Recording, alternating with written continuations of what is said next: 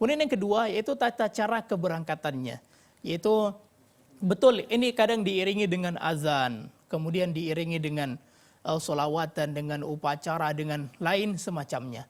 Sebenarnya kalau kita perhatikan keberangkatannya itu misalnya jemaah haji dikumpulkan, kemudian diberikan pengarahan, itu suatu hal yang biasa, satu hal yang wajar, tidak terlarang, ya.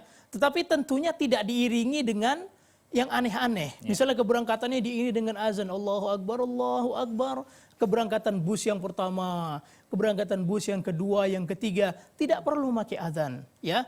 Jadi upacaranya itu silahkan, ya, tapi tentu bukan ya upacara seperti upacara bendera, pengarahan, ya, diberikan pengarahan sebelum keberangkatan, tidak perlu memakai acara-acara yang disebutkan azan tadi dan lain sebagainya. Kalau kita ada di dalamnya, maka bagaimana?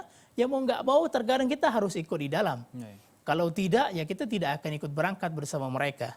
Jadi ini sebenarnya merupakan kekeliruan dari penyelenggara, ya.